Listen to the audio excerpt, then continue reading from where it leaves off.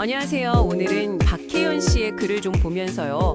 깊은 슬픔 또 여러 어려움을 겪었던 한 분이 어떻게 다시 일어서고 성장했는지 그 여정을 함께 따라가 보려고 합니다. 네, 어머니가 돌아가신 슬픔도 있었고 또 자녀와의 관계 문제, 예기치 못한 사기 피해나 투자 실패 같은 정말 힘든 시간들이 있었는데요. 네, 이걸 통과하면서 단단해진 그런 이야기입니다. 네. 이 이야기가 좀 흥미로운 지점은 단순히 어려움을 이겨냈다 이게 아니고요. 그 과정에서 사용했던 구체적인 방법들이 있다는 거예요.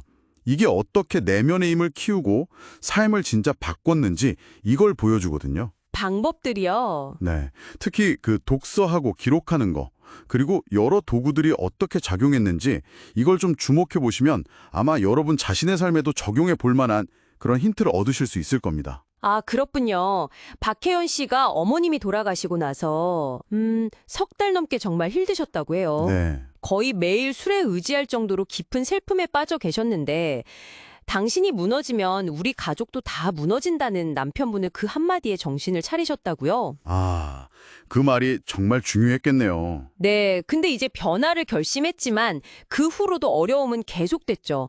팬데믹 시기에 사춘기 자녀가 번아웃이 오고 소통은 잘 안 되고 아, 그때 또 힘들었죠, 다들. 네, 그리고 영어 강사한테 컨설팅 비용 사기를 당하기도 하고 또 잘 모르는 상태에서 부동산 투자를 했다가 실패하고 정말 어려움이 끊이지 않았네요. 그렇죠.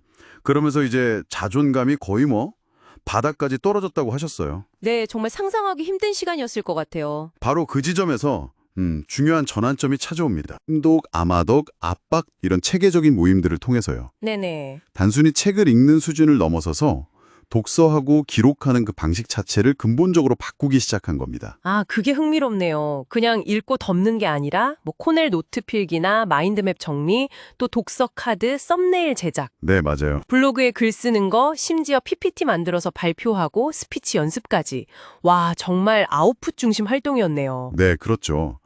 예를 들어 그 마인드맵 같은 경우는 중심 주제 하나 놓고 가지를 막 뻗어나가잖아요. 네네. 그렇게 생각을 시각적으로 확장하고 연결시키는 건데 이런 도구들을 쓰면서 생각을 정리하는 훈련을 한 거죠. 아, 훈련. 사실 처음에는 좀 낯설고 어려워서 포기할까 이런 생각도 하셨다고 해요. 당연히 그랬을 수 있죠. 근데 이제 모임 리더분이나 동료들이 지지해주고 하니까 꾸준히 해나갈 수 있었다고 합니다. 여기서 정말 주목해야 할 부분이 이게 단순히 지식을 쌓는 과정이 아니었다는 거예요. 아, 그런가요? 네, 자기 생각을 명확하게 딱 정리하고 그걸 또 자기만의 언어로 표현하고 더 나아가서는 실제 삶의 문제에 적용하는 그런 훈련을 한 거죠. 적용하는 훈련이요? 그렇죠. 그래서 만다라트나 마인드맵, 미리캔버스 같은 도구들이 있지 않습니까?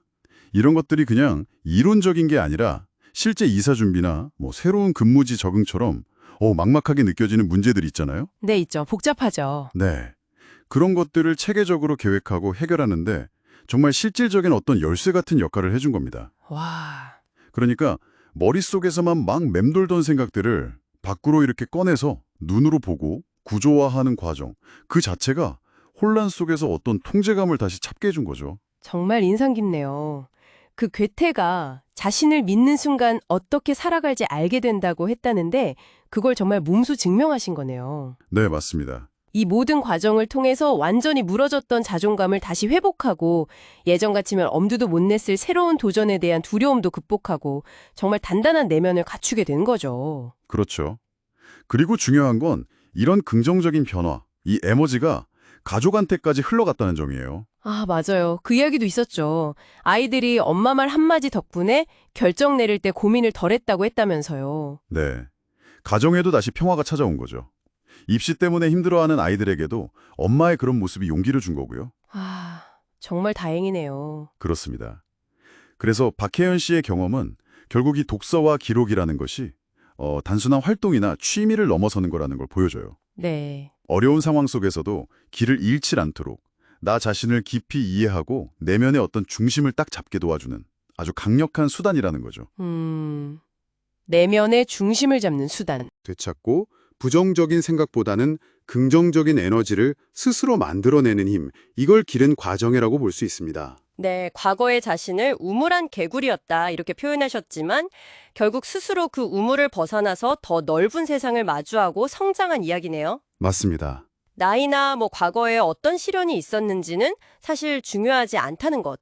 중요한 건 변화하려는 의지, 그리고 구체적인 실천, 또 무엇보다 자신을 믿는 마음, 이런 메시지를 주는 것 같아요. 그렇죠.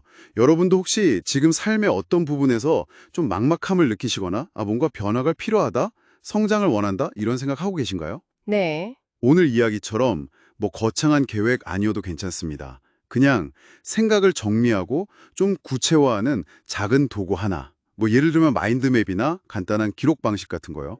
이걸 꾸준히 한번 시도해보는 건 어떨까 싶어요. 작은 시작이라도요? 네, 어쩌면 그게 여러분 안에 잠자고 있던 어떤 가능성을 깨우는 정말 예상치 못한 열쇠가 될지도 모르니까요.